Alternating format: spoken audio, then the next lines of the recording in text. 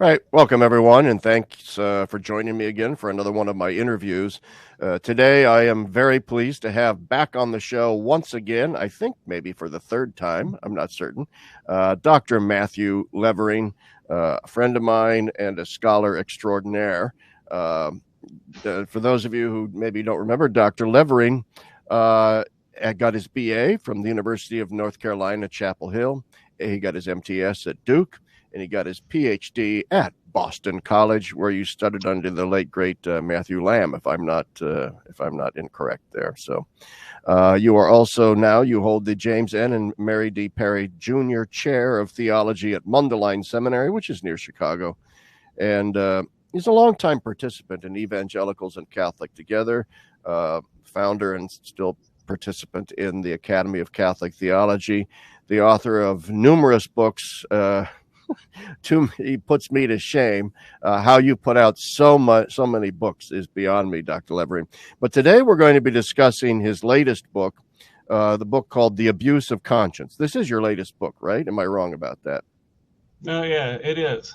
Okay, and here it is, The Abuse of Conscience by Dr. Matthew Levering.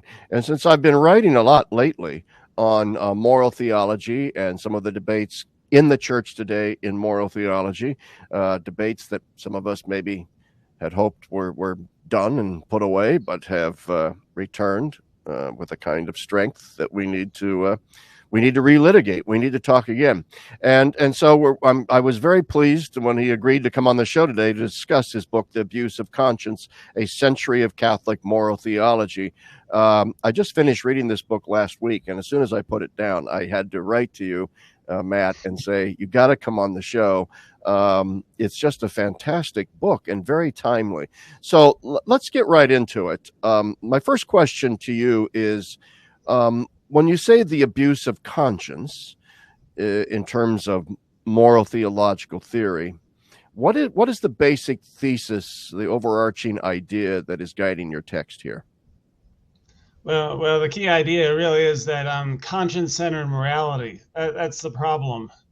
The problem is that that really Christian morality, when it's centered on conscience, loses touch with the sources of the real sources of Christian morality. Now, one of those sources is conscience, but conscience is not at the center, though. And I showed that through some work of some biblical scholars, but essentially conscience is, once it becomes placed at the center of Christian moral thinking, and that happens in two different ways in the 20th century, that causes a real problem, a different kind of problems, as it were.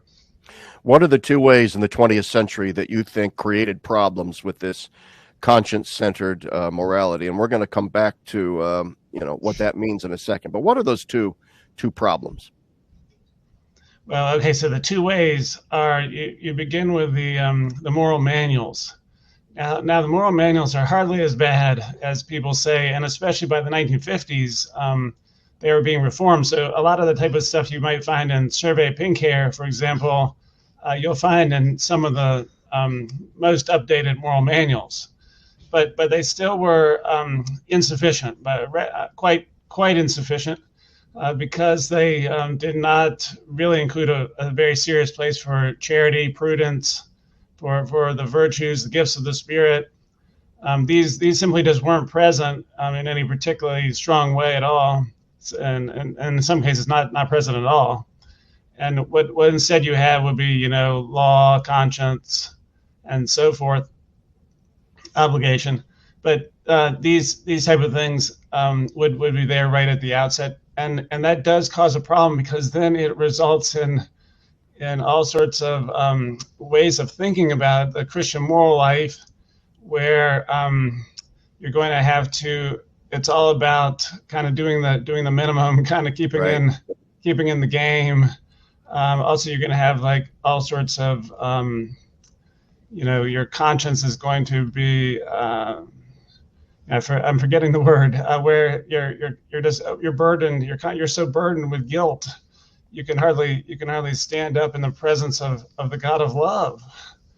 And so, it's really kind of a tragedy that Jesus Christ came to save us with absolute mercy, but then instead you have in this form of conscience-centered morality, you can end up with feeling that Jesus is really just simply a dreadful judge who, since you continue to fail, therefore you are to be rejected. You are not even you can't even come into his presence at all. So there's all sorts of problems with that kind of conscience-centered morality. But at least it's rooted in divine law, divine sovereignty, divine that God is creator. Kind of the basic sense of natural law and the order of human flourishing, and so on. But the main problem, the main problem there would be then that morality comes to be focused on conscience as a kind of convictor, yeah, exactly, and that this leads to a kind of minimalism in the sense that here's the line, how close to the line can I get before I'm over the line, and that kind of thing. And yeah, that's not going to give enough attention to the virtues and the more positive aspect of why it is we're called to moral living in the first place. So and Christ and our friendship with Christ and the Holy Spirit's the presence and grace and divine indwelling and adoption as the children of God, and all these other the real things, the reason why we actually are Christians, what discipleship really means. But before we get to the second then way in which conscience-centered morality in a bad sense comes to the fore in the 20th century, I do like the fact, you and I had Dr. Minard on here before as well, that you're very strong in your affirmation that the manuals have been in some ways given a bum rap, and that we need to return to not just to manual moral theology, because you say it's deficient in its own way, but this sort of tossing the baby out with the bathwater, dealing with that whole era of Catholic moral thinking is just completely forensic, legalistic, moribund, and awful, and we don't even need to pay attention to it. I think that is a very important message that needs to get out there, so that we can genuinely retrieve some of the great stuff that was being done in the manuals in the 1950s in particular. But anyway, what is the second way now that moral theology comes to be corrupted in a sense? Well, so you have this tradition of the manuals are building upon a moral tradition that goes back to the mid 16th century, when you can sort of understand that they were trying to reclaim holiness in the church. In the mid 16th century, of course, there was such tremendous corruption among Catholics in the 15th century, and really just outlandish, truly outlandish corruption. So you can kind of understand why these manuals, what they're trying to do, and so on. They're trying to essentially make sure that we understand that all of our actions are sort of under the eyes of God, and each action matters, and we need to think about it. We need to think about each action, and so casuistry is not all that bad in that sense. All right, so you were talking about the corruption that was in the church. And that's what sort of spawned the manuals. It spawned a lot of things: Council of Trent, the standardization of the liturgy, the manuals, the reforming of the seminary system, the whole creation of Tridentine Catholicism is really, people need to remember, a result of the Reformation, the corruption that was in the church. And in many, many ways, there were all these positive aspects that flowed out of Trent. And one of those was the manualist tradition, which of course developed deficiencies, but as you point out, was an answer to a real problem. Yeah, that's right. It had deficiencies, but it really did respond to our need to recognize that we need to think about individual actions. And so the manuals had their place. They were an attempted answer. But what is this the sort of second problem then in the 20th century with a sort of a conscience-based morality?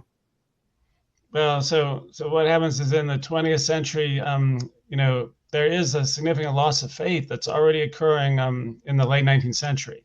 You've heard about the Victorian age and all this, right. And of course, this was present all throughout Europe. And so what's happening then is you're having some thinkers who begin as Christians, but then end up trying to develop a more authentic, what they think of as a more authentic worldview, a more authentic way of being. And so this more authentic way of being is what Heidegger tries to do. And so you have this rise of existentialist movement and other things that are uh, that Christians respond to. And so what happens though is that after World War II, the key thing that happens among Catholics is that after World War II, the Christians are sort of looking around, and it seems to many Catholics that the problem was that the people had been catechized and formed by the moral manuals, and so had not understood their own authentic responsibility, their own personal responsibility. So I know I'm telling the story a little bit too long here, but the main thing that happens is that this kind of existentialist ethics, or what also got the name of situation ethics, that was developed within Protestant circles by its president, Karl Barth and Bonhoeffer. This was adopted by some Catholic thinkers, and who were then used it to sort of redefine the moral manual and the conscience center morality. And they did it by redefining conscience. This time, though, conscience wasn't going to be under the divine law, under God's sovereignty, conscience is sort of God's command. This time, conscience was individual authenticity. And then conscience also would be responding to sort of human nature, human spirit, the emergence of a human spirit, some of Teilhard's ideas about human nature, evolutionary human nature. And so you sort of lost touch with two things.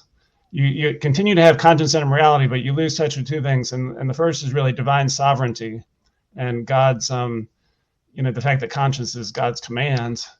But then the second thing that you're losing touch with is human nature as kind of a stable reality. So human nature as having some stability and kind of a body-soul hydromorphism, body-soul human nature, unity, and so on. Human nature essentially becomes evolving spirit. And so, kind of, you've heard of the whole notion of history, the arc of history, evolving spirit, getting more and more spirit-like. Well, so this was, yeah. I don't know how they came up with this after World War II and the Holocaust, but you can sort of see it. In part, I'm sure there was profound guilt about what had been done, during the Holocaust and what had not been done. But this kind of emergence then of a new conscience-centered morality was really fueled by Karl Rahner and some associates of Rahner, and then taken up and spread throughout the world. And it just sort of spread like wildfire. Rahner has developed this by around 1960. He's got the full thing. But and then it doesn't. He spreads it then, during and right, especially it spreads right after the council. It just spreads like an amazing wildfire. So Rahner came up with the idea of the fundamental option in moral theology. What was the fundamental option? You can explain that to the viewers, and how did it impact Catholic moral theology after the council? Well, the fundamental option. Let me just put it this way. I mean, some specialists may have a different way, but the main idea is that kind of at the internal core of your spirit, and that internal core becomes this sort of vast domain of conscience, and so there, in this, your conscience sort of becomes everything, honestly. And so in this vast domain that is your deepest core, but it kind of includes all your spiritual life, everything. There, your conscience sort of responds directly to God, and it doesn't have anything to do with particular actions or anything. It's kind of like it's a Heideggerian understanding or existentialist understanding of authenticity. That here in your most authentic core, that you can't really articulate in any way, that in a concrete way. It's just right. It's just there. It's there, sort of present. And so conscience gets blended in with this, and that's called your fundamental option, that you sort of choose God or or maybe you choose against God, but it doesn't have anything to do with any particular actions or nor is it related to virtues or anything else. It's just there. Yeah, and it just sort of really detaches, as you pointed out, particular moral actions from conscience itself. As long as you've got this fundamental orientation towards God, apparently you can do just about anything. And in a sense, it becomes impossible to commit what we would call classically a mortal sin. You would have to rupture in a deep and profound way your fundamental option, of course. And in Rahner, this gets tied up with his transcendental analysis of human subjectivity as well, where conscience isn't so, like what you pointed out with regard to authenticity. Conscience is no longer that faculty within sort of our prudential capacity to detect the moral law, the command from God. Now it becomes my authentic appropriation of my own awareness of my transcendental orientation to God and so on and so forth. It becomes ultimately very, very, very self-referential. It's very slippery in Rahner in that regard. But anyway, I want to shift gears a little bit, because some viewers might be saying, now, wait a minute. What about Cardinal Newman? What about conscience as the aboriginal vicar of Christ in my soul? What about the notion from Aquinas that, hey, even if my conscience is in error, I'm not aware that it's in error, I have to follow the dictates of my last best judgment of conscience. And therefore, it would seem that conscience reigns supreme in a more traditional understanding of Catholic moral theology, from Aquinas to Newman. Now, I'm not saying I agree with that spin on what those guys are saying, but I'm setting it up for you, Dr. Levering, to sort of explain to the viewers why it is that sort of spin on things is wrong. Well, the problem is that it excludes so much. It does sort of exaggerates, but you got to remember that conscience was sort of all the rage in the 19th century, though, and there had been this conscience-centered morality in Catholic circles too, but in non-Catholic circles in the 19th century, the basic idea, and you can see this also in liberal Protestantism and Catholic modernism, but the basic idea is that conscience is going to really replace Christian ethics. You're not gonna need any Christianity, because you find this in George Eliot and others, and so conscience is going to basically replace Christian ethics. And so what Newman does, though, responding to that, is, as Newman says, the conscience is a lawgiver, and then develops his proof of God from conscience. But so Newman is responding to a particular 19th century context, and Newman is quite right, that conscience is important. Conscience has a place, in a biblical place.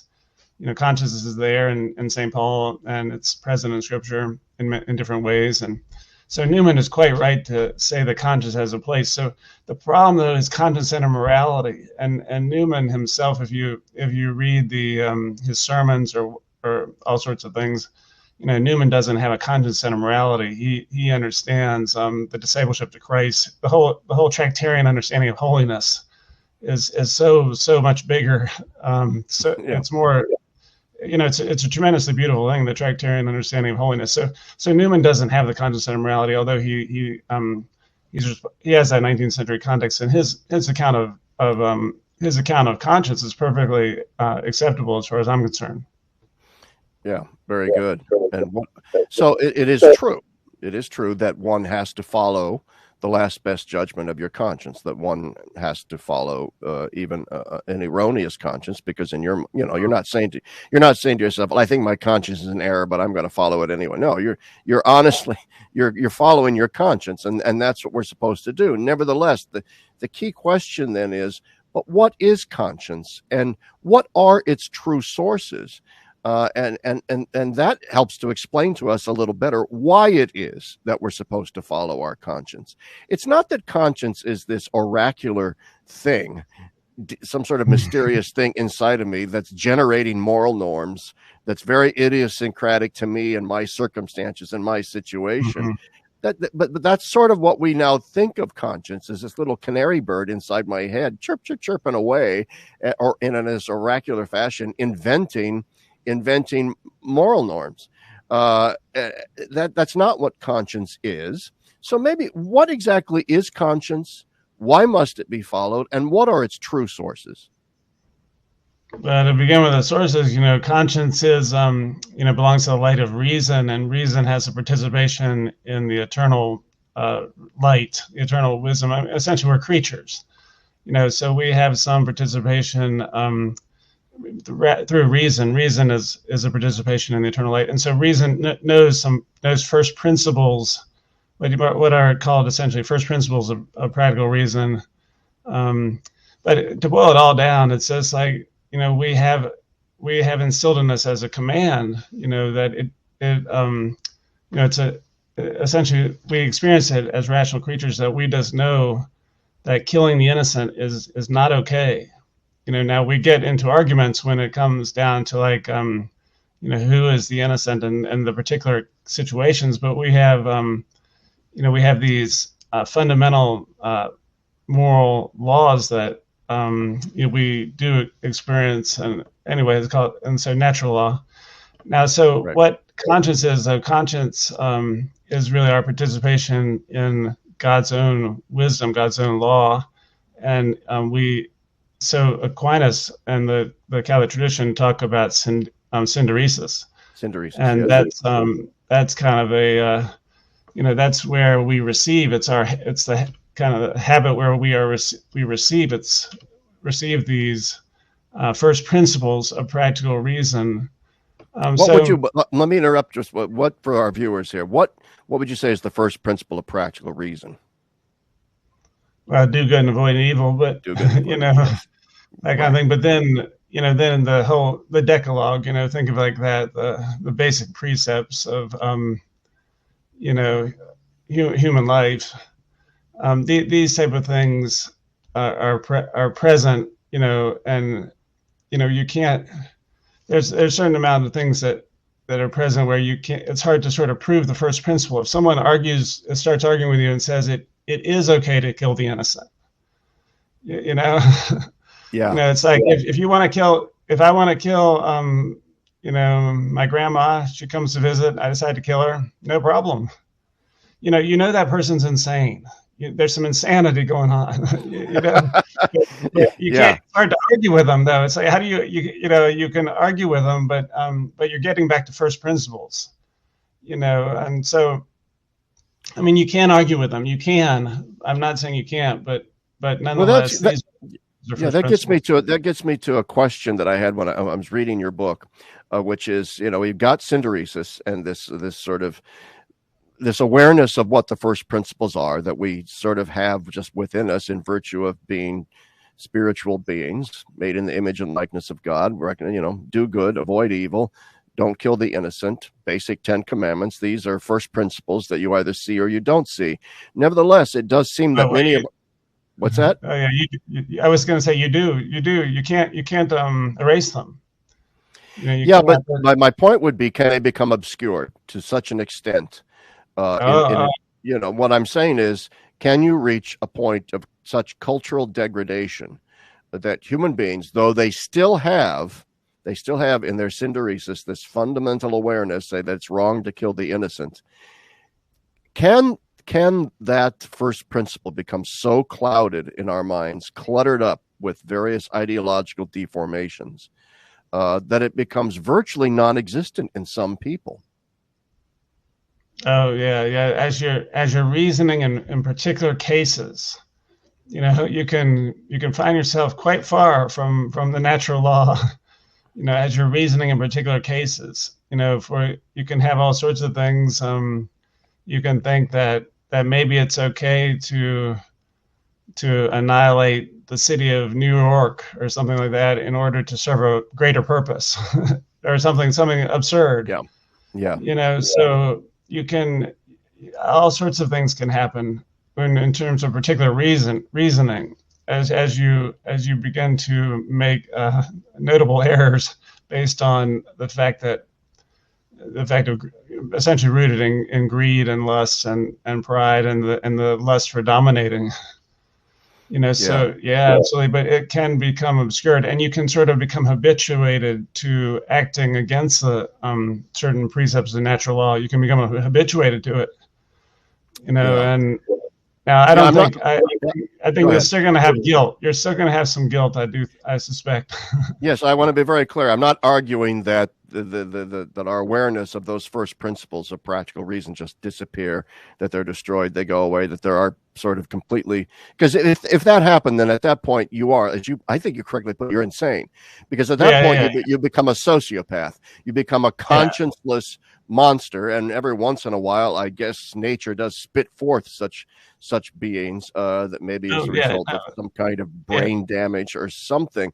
But it That's is a it. That's it is a kind of mental insanity that would have to be in place for a human hmm being simply not to have that kind of a conscious awareness of those first principles. But I agree hmm with you. My point is that they can become cluttered, obscured, Oh, yeah. distorted through an inversion of the hierarchy of goods and the hierarchy of values. Like you said, I, I hmm might I might temporarily set aside the fact that I'm not supposed to kill the innocent, and I'm going to fly this plane into the World Trade Center because I've got some other fundamental good that I'm pursuing, which is, say, I don't know, the liberation of my people from American troops in Saudi Arabia or something. Obviously, it's a disjointed hierarchy of goods that is in play there, but the fundamental moral awareness. I mean, I think you're right. There had to have been some guilt there, right? Yeah, there. But now to go back to the whole thing though, is that to me these discussions about conscience really are important and extremely valuable. Now there it is the case though that I think you're getting now to the point of why we need to be particularly focused on the grace of the Holy Spirit, charity and prudence and the virtues, the infused virtues, and following Jesus Christ and being configured to Him. Because we are sinners, and so really our conscience, we can act against it, we can obscure it, we can obscure the principles, the commands that it gives, all sorts of things. That's not going to be the Christian moral life. That'll be part of the Christian moral life is that the grace of the Holy Spirit will open us up to, not only will it enlighten our conscience and deepen our understanding of God's wise wisdom, God's wisdom for human flourishing, but it will also, the grace of the Holy Spirit will also configure us to charity and give us real prudence and really able us, to follow Jesus and to live like Him and to me, that's the whole key thing. And the reason why it's so great to live like Him and to be with Him is because there really is a communion in the God of self-surrendering love. The reality of God is present within us, and we are in communion with that which we will eternally be in communion. And that just feels good. That's great when that is, and it's good for the world. It's just great. Yes. Yeah, like forgiveness. We can actually forgive other people. I often think to myself that sometimes people say, well, the Catholic people have never received Humanae Vitae. But I always say that the Catholic people have never received Jesus' command to forgive 7 times 70. And so Jesus really, this can become possible. We can actually forgive. We can really have charity. So it's wonderful. It's the Christian life is just great. And to me, this is the very heart of the matter. And it also explains why the Christian life is radical and why it can be difficult and why it involves self-sacrifice.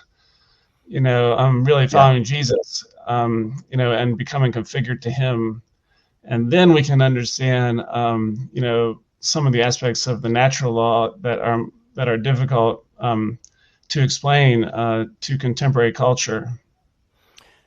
Very true. To me, it's tied up with the universal call to holiness that we saw Okay. in Vatican II and various places, especially in Lumen Gentium. This clarion call from the Council and all modern popes, come up higher. To emphasize, especially for the laity, you too are called to this universal Mhm. quest for holiness, and it's not a white-knuckled sort of ascetical thing. As you put, it's joyous. It's a liberating joy to live the Christian life, even and perhaps especially when it's hard, when it's difficult. You mentioned Jesus' command Mhm. to forgive 7 times 70, 70 times 70. And I think immediately I left in my mind, as well as love your enemies. The Mhm. these are not easy things to do by any stretch of the imagination. They're going to involve a cruciform form of existence. I remember I had a reader of one of my blogs one time saying, how can you so emphasize the joyousness of Christian existence and then in the next breath emphasize that all of Christian existence lives under the sign of the cross, cruciform? It's because those two things go together. That the Christian way is the way of dispossession, the way of giving of oneself, the way of self-oblating love. And this is the message of Christian morality. But it's and to me, I agree with. That's why I loved your book. Conscience is being abused these days in order to mute that call. It seems to me. It seems to me that in some ways probabilism has never died. Right? Yeah, that's true, because conscience-centered morality, this is not going to cut it. It's not going to any kind of conscience-centered morality, but particularly the one that we're living under now. And in fact, what actually happens in reality is that people just start living like the culture. Nobody pays attention to their conscience anyway. Essentially, if you really talk to young people and ask, like, are you really spending a lot of time figuring out what your conscience tells you? It's like, of course not. So the thing really is that Christian morality includes conscience, but it really is a following of Jesus Christ, and we're all going to have to suffer. We're all going to be dispossessed. That's kind of built in. The power of the cross, though, is that the cross shows us that life comes out of our being dispossessed. Tremendous life and love and really glory. Our being dispossessed in Christ because of what He has accomplished. Because He is God and He's drawing us into His life and He's healing us. When we share in that, our dispossession, our self-sacrifice, our suffering, becomes lifted up, and therefore our lives are transformed, and we can really live in the charity that He has, no longer kind of caught up in a worldly calculus, based on lust to dominate or greed or all the other things that drive life so often. So I just think Christianity is really great, and the basic point of the book is that that Vatican II was calling for this. Vatican II was calling for a more biblical, an enriched moral theology, a truly enriched moral theology, a Christ-centered moral theology, and Vatican II really calls for it. And so, unfortunately, although the popes after Vatican II attempted to continue to articulate it, it was not articulated sort of on the ground at universities, at colleges. Instead, what on the ground was articulated was kind of this new manuals, really, with these conscience-centered morality, the new kind, really without God in a certain sense, and the fundamental option, all the things we talked about. So that was, the popes may have been saying all sorts of stuff, Veritas Splendor and following, like the rich young man talking to Jesus, and then discipleship and all that. The popes might have been saying this, but truly it wasn't necessarily getting through on kind of like the ground, in part because of colleges and so on. Anyway, that's kind of the story of the book. That's a 20th century moral theology. It certainly is. And you and I have both grown up in the post-Vatican II church. I was born in 1958, my first real conscious memories. I have no memory of the Latin Mass or the pre-conciliar church. My whole youth was spent in the post-conciliar church, and I was in seminary, in the post-conciliar. Actually, I was in seminary from 1978 to 1985. And that was right at the very beginning of John Paul II's papacy, which was a very exhilarating time, and yet it was still a very contentious time. And my point is that I had a front row seat to the fact that here I was, on the one hand, a young seminarian, profoundly inspired by John Paul II, reading everything that he wrote, following all of his travels. Just being, as a young guy, just like really idealistic. Yeah, this guy's got it. And then at the same time, encountering in my academic studies, like you say, on the ground, in the trenches, nothing but resistance to his message. Oh, he's just, still old fashioned. I mean, there were actually more liberal professors that I had who accused John Paul II of being a neo-manualist, and I think you note that in your book. I guess by neo-manualist they meant simply somebody who believes in the commandments and intrinsic evils and Yeah, yeah, these. yeah. And so you still found in the universities, on the ground, even in seminaries before they were kind of cleaned up, situation ethics, proportionalism, consequentialism, fundamental option, and all of which are very deeply related to one another.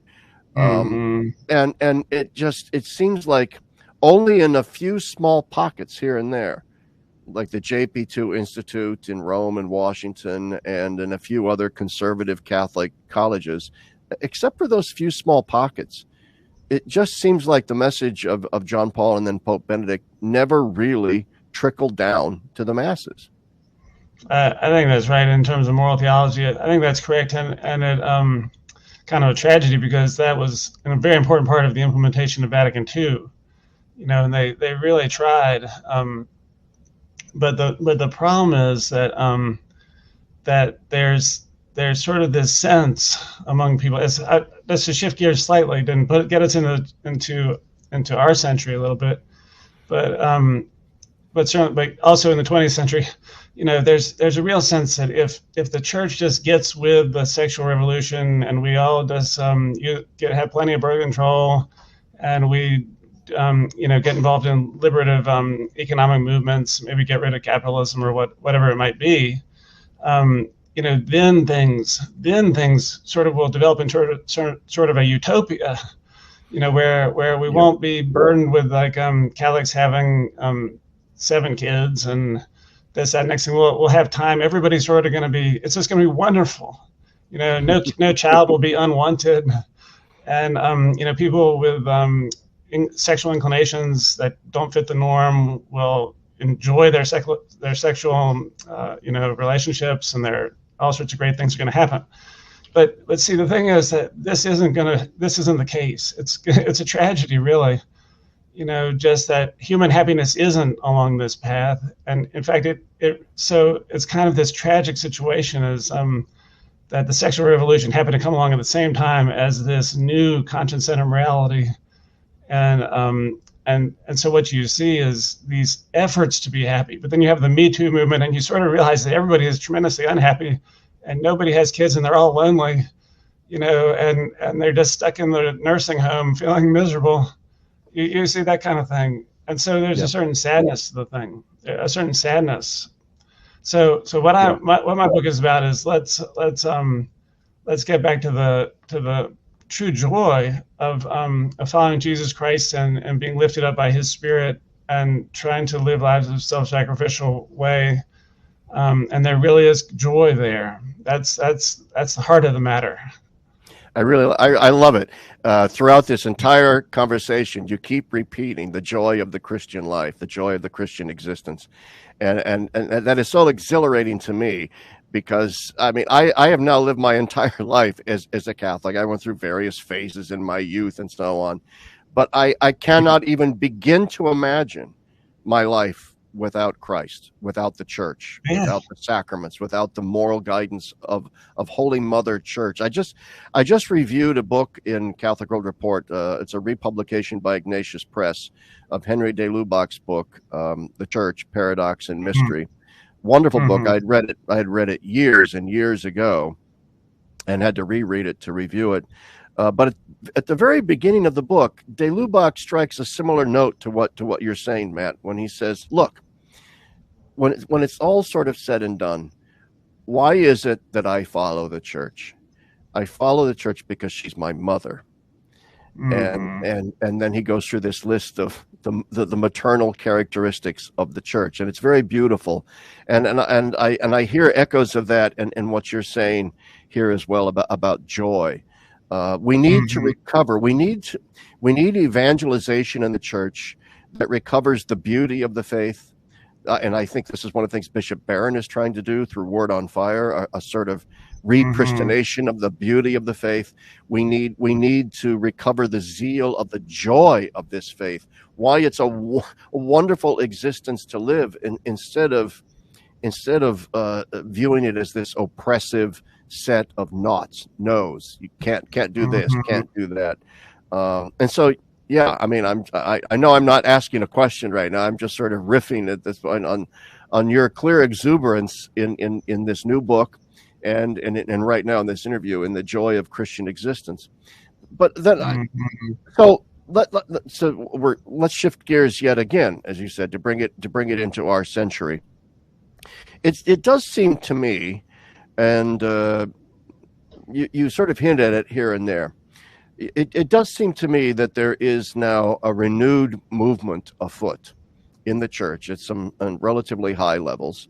There was, the Pontifical Academy for Life, the recent conference at the Gregorian University on Amoris Laetitia that was very critical of John Paul. At least some of the speakers were critical of John Paul in Veritatis Splendor as tying the church into knots with its silly idea of intrinsic evils.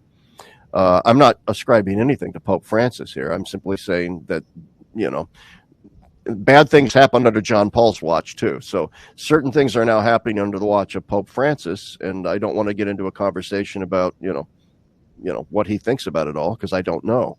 But there are voices out there right now that are really hammering away on this sort of, once again, a kind of situationalist sort of approach to things. Do you see the same movement going on out there? Oh yeah. I think conscience-centered morality. I don't really know that there's any big difference in the sense that the sense that the colleges, what was taught in many European seminaries, and I mean in America the seminaries really did get turned around, but I don't know that that's the case in a number of other countries. I'm sure that some countries they did, but essentially the implementation of Vatican II, I think, sort of got bogged down, by some academic life that wasn't that wasn't headed in the right direction, as it were. And so I think what happened is that this conscience and morality that sort of showed up in and the new version now I'm talking about, well, sort of everybody was taught that. Lots of well-meaning people were taught. I mean, the conscience and morality I'm describing, this new version, was taught in the seminaries. Bishop Barron was taught it, and it was taught in seminaries all over the world for at least 25 years after the council, and then in most places it was continued to be taught. So it was sort of this dominant thing, and so you can hardly blame the people for thinking that if we just go back to this conscience and morality, see, we won't have to. The value of the conscience and morality is, as you get into the sort of this evolving spirit, your spiritual dynamism, your deep consciousness, your fundamental option, it really turns out to be like whatever you want to do, go right ahead, And Yeah. so in our culture, what people want to do, is quite evident. But Yeah. the thing is that our culture is not particularly happy and not particularly Christ-centered. And so I do think that unfortunately some of the some leaders within the church and whatever, they were trained in this, and they didn't, how they understood it was, wouldn't it be wonderful if we could have authentic Christians who, in the process of a deep discernment in the deep core of their being, are sort of authentically rising toward Jesus and therefore in a Godward direction. And so they think of it a different way. And they think of John Paul II as like this rule maker who is making everybody, be countercultural, and kind of raining on the parade of, same sex and all the other different things. Yeah. So instead of rainbow, you have like this dark cloud, like Yeah, John Paul II would be like exactly. the dark cloud, and so these guys would say, hey, let's in the deepest core of our being, we have this Godward orientation. It sounds wonderful, and so let's get the rainbow back out, and let's all dance Yeah. around. I think you've really put your finger on something very important here, and that I think what is driving a lot of this revisionist moral theology and the sort of a, let's call it what it is, a rejection of the church's traditional moral teaching on sexuality. I really think Yeah. it's the sexual stuff that is driving this. To go back to our earlier conversation about synderesis and the conscience's sort of recognition that, you know, the first principles of practical reason, the commandments, those are still there. And nobody is ever really a relativist, is my theory. Nobody is ever truly a relativist. If you were to, that's why even Charles Curran back in the day, you know, in the heyday of proportionalism, he would speak of virtually, you know, virtually exceptionless actions. All right. So, because in other words, rape, genocide, murder, these sorts of things, any normal, insane person would say are always wrong. But Curran couldn't bring himself to call that an intrinsic evil, because as soon as he says there are intrinsic evils, it's like, oh, geez, maybe that pertains to the sixth commandment too. And so he says, well, virtually exceptionless norms and this sort of thing. But nobody is ever a relativist when it comes to genocide and rape and you know, racism and slavery and murder. Nobody ever is. The only time that this kind of situationalist sort of ethic is invoked, oh, the circumstances are so complex, in the concrete complexity of somebody's life, we just can't judge them. It's always about sex or about sort of irregular you know, marital unions or whatever, or LGBTQ stuff. Or you know, pastors all confront the problem today of the fact that probably 75% of the couples that come in to present themselves for marriage in the church are cohabitating, and they don't want to have to tell them you can't do that and get married in the church. And so, you know, you come up with all of these, you come up with, and you read a lot of the literature that's put out from these conferences, you know, like the one at the Gregorian. It reads like a word salad of absolutely empty verbiage about dialogue and accompaniment and discernment and, you know, making complex decisions. And well, let's just cut to the chase, right? You want to baptize the zeitgeist in its sexual morality. That's what you want to do. Because you wouldn't, I mean, as soon as the conversation turns to climate change or racism or colonialism or patriarchy, all of a sudden they become totally axiological, value-based, sort of boom. We're not going to bend on those issues. So that's my take on it. What say ye? Well, I think you nailed it there. That's really the case, and you know, it's kind of a, I mean, obviously this is connected with anthropology that was being developed in the 50s that I talk about somewhat. But the basic idea is that what human nature is, if it is anything, is just spirit. Human nature is evolving spirit. And so sort of like we're getting freer and freer. And so we're getting freer and freer of sort of bodily nature. You know, it's an anthropology that's dualistic. And so, and basically what happens is that by the 60s, of course, you have the discovery of that you really can separate. You can separate. Humans have always been caught up with the sexual desire. Of course, this is obviously what's kept the human race going.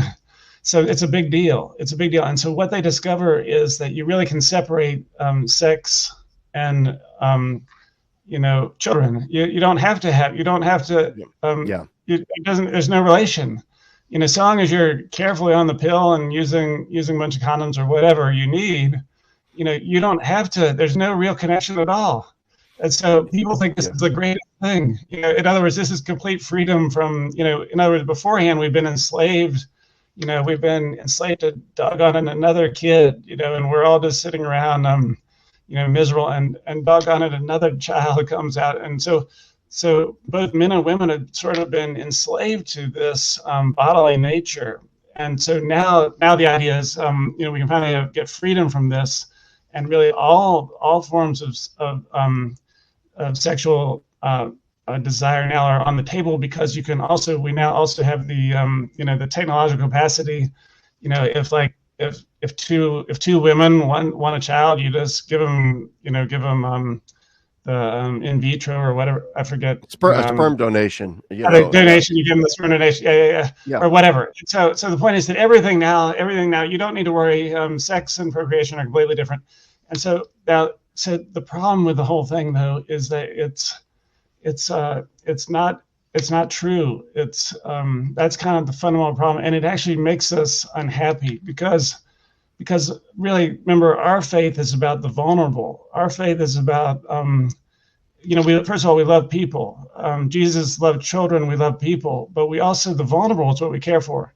And so it turns out that for the vulnerable to be cared for, the child, you need a mother and a father. So it turns out that really mother and father and family bonds across generations. And these things are incredibly important, but they're also incredibly uplifting. They're actually what makes life exciting and wonderful. This intense mystery of handing on life and sharing life with others, and so on. And so even though there is suffering involved, of course, it's also profoundly joyful. But it's how we care for the vulnerable. It's how we really the young people, they need the mother and the father, and they need all that, and they need a man and a woman, and they need this is for them. So our faith really is about the vulnerable and caring for the weak, and that's how we follow Jesus Christ. And so this has been sort of lost in the whole rush to kind of get all excited about, we finally got freedom, Right. So there's been. Yeah, anyway. And that is the connection in Humanae Vitae between the church's teaching on procreative love. The connection is with charity. It's related to the Christian notion of sacrifice and the joy that this charitable sacrifice actually makes. I remember years and years and years ago, I knew a man who had seven children, and I was over at his house, and his adult daughter had come home, and she was informing him that she was going to get sterilized or tubes tied or something like that, and she wasn't going to have any kids at all, and he was very upset about that and said, come on, don't, kind of in a half-hearted sort of way, joking with his, I want grandkids. He was trying not to be heavy-handed about it, but then she got very nasty with him and said, look, Dad, I'm not going to be a baby-making machine like Mom was. With her 7 kids, to which he responded, and rightfully, oh, would you please then point to which one of your siblings you wish that we would give back? Which one of your siblings you wish were not here? And that silenced her immediately, because it drove home the point that her siblings were gifts. I mean, she loved her siblings, and it drove home the point that this family was the most important thing really in her life. And now she was depriving herself of that same joy out of some misguided notion that children are going to weigh me down and drag me down and all that. So I know that's a long-winded story, but it sort of makes the point once again that the Christian life is joyous. It's not like, oh, the church says I have to have 37 kids. No. The church says you're going to be happy. You're going to be happy if you remain open to human life and you have children. Children are going to be a joy in your life. Yeah, a pain. Oh, yeah, a pain, and a real sacrifice financially and time-wise and otherwise. But they are going to be the greatest joy of your life. I knew somebody who used to, and I'll shut up in a second, used to work in hospice, and he said to me, Larry, never in all my years of dealing with the dying have I ever run across somebody on their deathbed who said, oh, I wish I'd bought another car. Oh, I wish I'd had a bigger house. Oh, I wish I'd made more money. Oh, I wish I'd done this trip or that trip. No, what they want on their deathbed is to make sure that all of their loved ones are around them. All of their children are around them. And if there are any disrupted and strained relationships with those children, they want to reconcile with those children. It is at that moment you realize that is the source of our deepest and truest happiness. The dispossession that comes through having children, as married people. But anyway, do you have anything else you want? I throw in this. The excitement of following Jesus is that, Jesus really does I mean, there's sort of this wonderful thing that actually Jesus does free us from having children. There is this eschatological thing that we really can live as signs of the eschaton, and so we don't have to be married and have children. That we can be spiritual fathers, spiritual mothers, in all sorts of ways. People who don't have children are not cursed, and so on. There's all sorts. So Jesus really, he gives us the best of both worlds, but he does remind us that that really as far as that, in terms of caring for the vulnerable, that's going to be the place of the self-sacrificial family, the family filled with charity, and that family filled with charity then is going to their life in regard to whether to have a child, whether to have sexual intercourse and have a child, that life, will be marked by Christ's own self-sacrificial mode of living, but I do think that the problem is that the solution that is some moral theologians propose, this sort of freedom where we sort of, where we sort of, it's like we have we kind of have the birth control. We sort of have everything, and we're just sort of going to then, in the deepest heart of our conscience, going to kind of figure out what are we going to do. It's like, should we use the birth control this time? Should we not? In our deepest discernment and in our conscience, we're going to figure it out. Well, see, that's not the way, really, because we got to remember that conscience-centered morality is not the path here. The path first is use Christ in charity, and then reminding ourselves that we need to live in that body soul unity, where what we do as a married couple, is caught up in the whole unity of, we don't separate sex and procreation. We're caught up in that unity so that we can then care for the vulnerable, care for the weak, and live lives that turn out to be joyous. Yes. Anyway.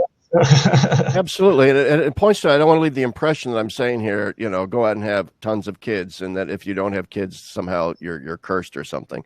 Because the fact of the matter is, I know many couples in my own life who, through no fault of their own, were not able to have children. And there are many people that are called to the single life, not just the religious, but to the single life. But nevertheless, what the people in my life who I know who were sadly childless or are single, the devoutly Catholic ones that I know have turned that situation into a moment of an opportunity for more charity, but just channeled in other ways. In other words, it's now not simply an opportunity for, okay, I can't have kids, so I'm just going to go live this yuppie existence. I'm going to buy an even bigger house and 10 more cars and go on more trips because I don't have kids. No, it's not it at all. Okay, God has not blessed us with children, so now let's turn our attention to these other forms of charity, to these other forms of deeply Christiform types of existence. And I see it in a lot of my single friends as well. But I agree with you. I think, though, that this conscience-centered morality, that's in some ways, I said earlier, and I didn't follow up on it, it seems to me that the old moral theory called probabilism is sort of still lurking here in the sense that, okay, you form your own conscience. Conscience is some weird sort of subjective thing, some bird chirping inside of you based on your circumstances. Which means you're just going to go flow with the zeitgeist. But if you ever do confront a moral pang of conscience or something, and you have to, then you just are allowed now to search out various opinions that are out there in the church, and you'll select the one that most justifies your lifestyle, and so even if it's not the most probable answer to the moral problem, it is still somewhat probable. Okay, so you're allowed to adopt it because that's that. I found a quote from some doctor of the church from 800 years ago who seems to imply that this is okay for me to do. So I'm going to latch onto, forget John Paul. I'm going to latch onto this opinion. I mean, you see, like someone like a Nancy Pelosi, for example, saying, "Well, Thomas Aquinas said that quickening doesn't happen until X, Y, Z, and therefore I can support abortion." Uh, that's not exactly probabilism, but it skirts very close to it. It seems to me. Yeah, it's a new form, with a new conscience and morality, which is sort of separated from God and divine law and divine and sort of separated from the church. The old probabilism, of course, had all the authorities ranked, and you could never, you had, it was a serious business, but now it's more like, if it's good enough for Elton John, it's good enough for me. You know what I mean? But the thing is, it's because you kind of look, because basically people get confused. It's Christians getting confused. It's like when I look at my own heart, it's like, who am I to condemn Elton John? I mean, he's, I'm not his judge. So you got to remember that, it's got to be a spirit of total mercy, and let God be the judge of Elton John. But it's more the thought, wait a second, these children that he is raising, they had a mother, I mean, we're caring for the weak here, the vulnerable. We're really insisting that in a Catholic, as we follow Jesus Christ, we are going to give the vulnerable a mother and a father, their mother and their father. That's our mission, to care for these vulnerable people, these small people, they can't do anything for themselves. They're just babies, kids. So anyway, and we know also just that that this lifestyle is not, it's really not living out. It's not even living out the unitive, let alone the procreative, because of course, in the gay lifestyle, as everybody knows, you're having almost all the people engaged in this activity are having tremendous number of partners. I think the average would be like nine is what I've read, 9 partners per year. Nine or whatever. And so it's not, it's really not living out the body, soul, self-giving. So and there's other things as well that could be said, but people are getting confused though. They're thinking that you and I are sitting here kind of like offering sort of an ideal vision of life, and then being very hateful toward people who aren't living this way. But actually, man, we're not the judge of anybody. And what we're trying to do is offer Jesus Christ, our Savior, as the one who really helps us, our guide in terms of how we can live a cruciform life that cares for the weak, that attends to the needs of the vulnerable, that builds up communities, that really does allow for self-sacrificial communities, and including families and so on. So that's what we're about joy. We're about flourishing, really, and eternal community. It's true, and it's not a judgmentalness. I mean, to use the example of homosexuality, I have many homosexual friends in the course of my lifetime, and most of us have in this day and age, because everybody's out of the closet anymore. So eventually, 50 years ago, you had gay friends and you wouldn't have known it. Now you know it. Okay. And the fact is, because I don't approach them, they know I'm a Catholic, they know I'm a theologian, they listen to my YouTube nonsense and read my blog and whatever. They know all that. And so, I certainly don't approach them with finger wagging, you horrible sodomite, you're going to go to hell. Haven't you read Leviticus? I would be remiss if I didn't constantly remind you of the flames of hell that await you. All right. No, I don't approach that. What I try to communicate to them is this: the joy of living the chaste existence that Christ is calling them to, the joy of living this beautiful, wonderful, transformed, grace-filled existence that is Christian life. In other words, the beauty of the Christian faith and in all of its liberating power. And that message resonates in a very non-judgmental way, because almost every homosexual friend I have live the most messed up lives you might want to imagine. All right. Yeah, it's hard, man. It's hard. Yeah, their Yeah. lives are hard. Their lives are difficult, and they're involved in a subculture that they know. Talking about the first principles of practical reason, they know instinctively that there's something dysfunctional about it, and that it Yeah. is not conducive to happiness, Yeah. and that it requires a great deal of mendacity, public mendacity, to maintain this fiction that it is truly a gay lifestyle, when in point of fact, for most of them, it is not. Yeah. And so, no, it's an act of charity. It's non-judgmental. It's an act of joyous sharing of the gift of Christ, that liberates. And if my homosexual friends don't want that, then I tip a beer to them and say, okay, have a nice life. See you next month or whatever.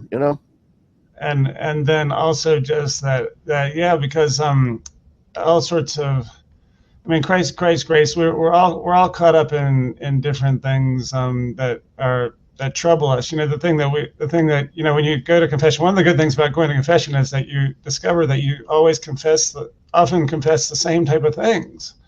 So Oh, yeah. I'm talking about myself.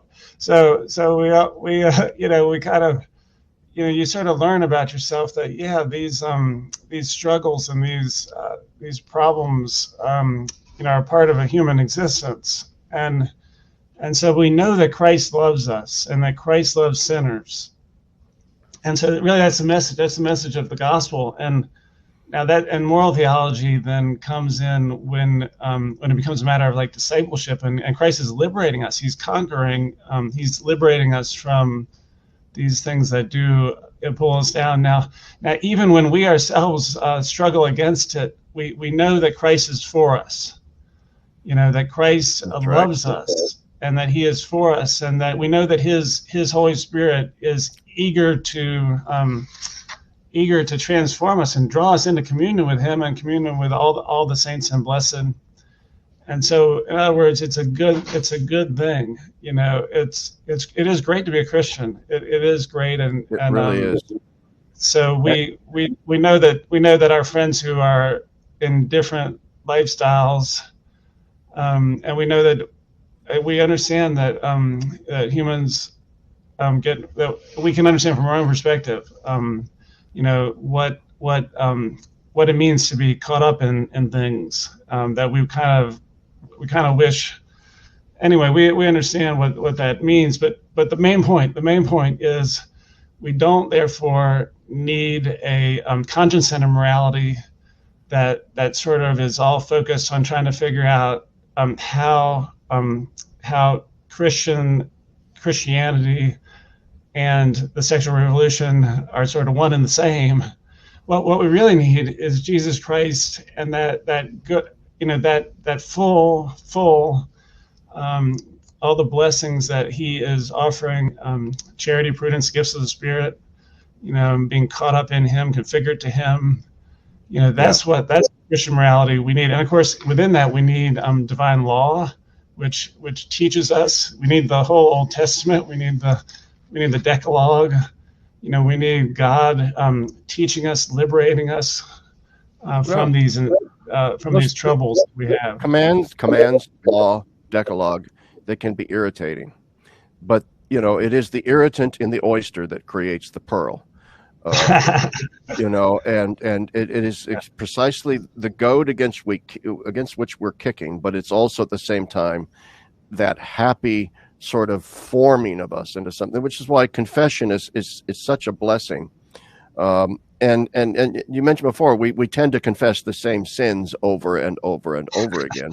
I know. If it weren't for road rage, I probably would never go to confess. I don't know, but my poor long-suffering wife has to sit in the passenger seat next to me as I'm screaming at every driver that vexes me in some way. But anyway, this is not a confessional moment. The point is this: the reason why I do keep going back, and I'm sure you as well, and many others keep going back to confession, despite the fact that regeneration doesn't seem to be taking hold, is nevertheless because I do believe in redemption, and I do believe in the power of grace. And what is at stake?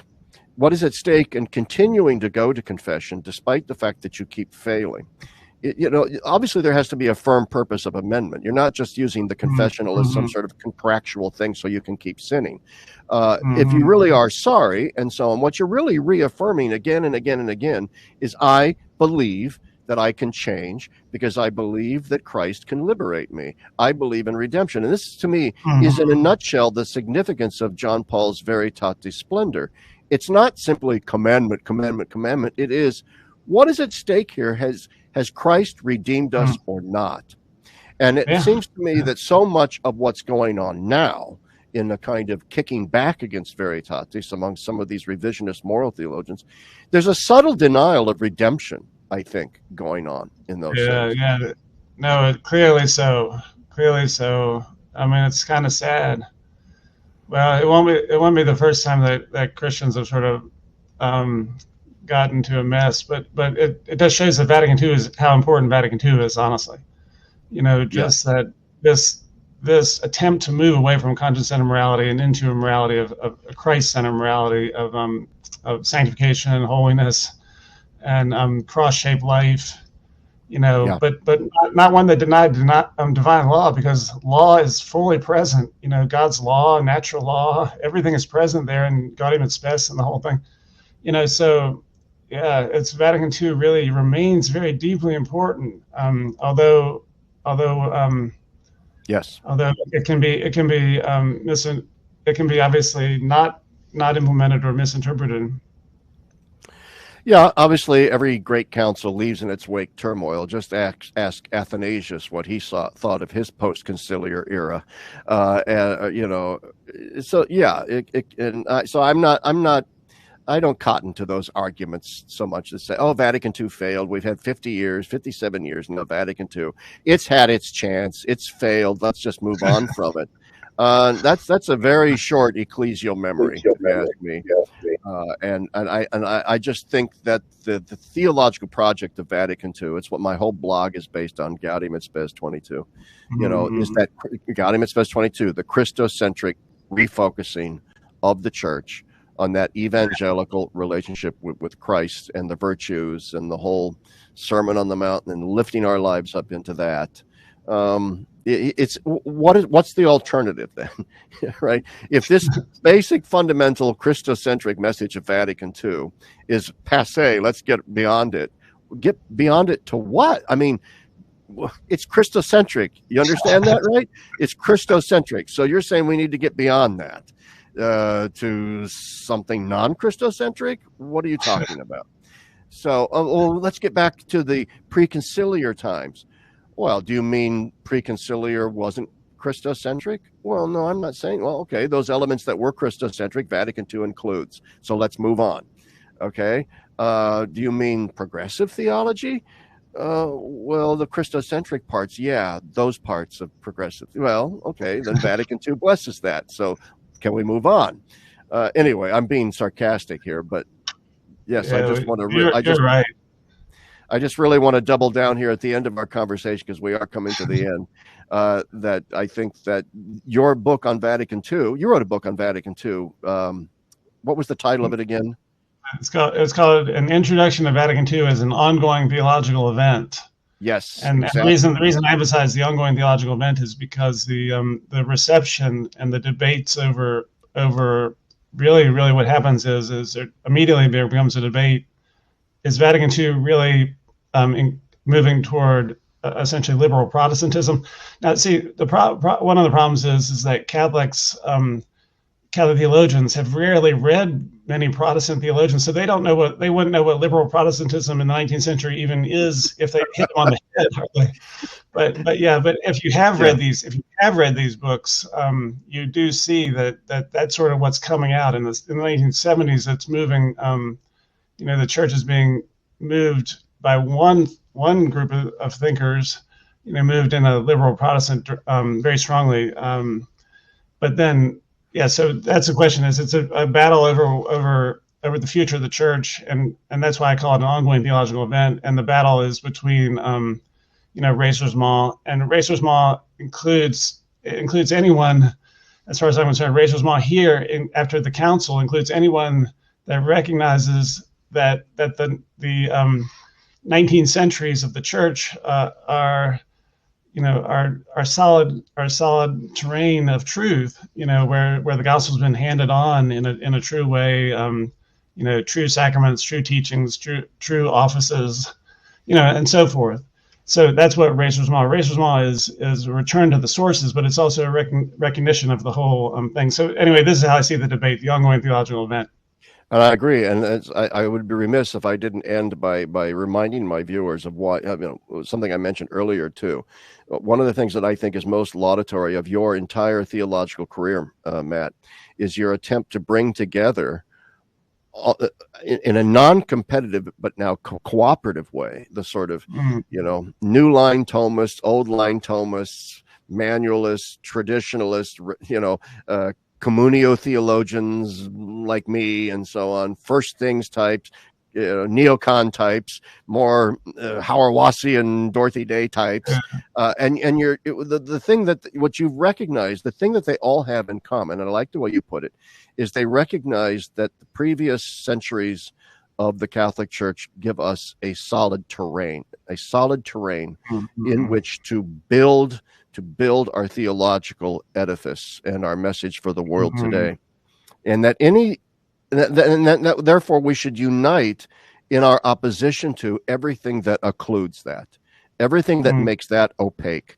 everything that attempts to get beyond that into some vague future that we're moving towards. Anyway, so I just wanted to get that in. That essentially, the divine revelation has been faithfully handed on. Now, that doesn't mean that there haven't been all sorts of problems and whatnot, but the divine revelation has been faithfully handed on, in the church. I mean, that's the key issue. And then, yeah, you're right. Within that, you can have tons of different schools, and everybody can, it's always been the way it is, Yeah, So, there's always.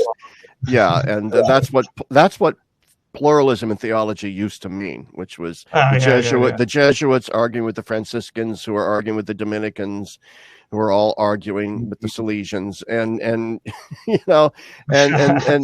some sort of consensus bubbles out of that in strange ways. But anyway, thank you, Dr. Levering, very much for being here. I want to remind viewers of his latest book, The Abuse of Conscience. I can't recommend it more highly. I learned a lot from reading this book, so I thank you. I don't know how you do it.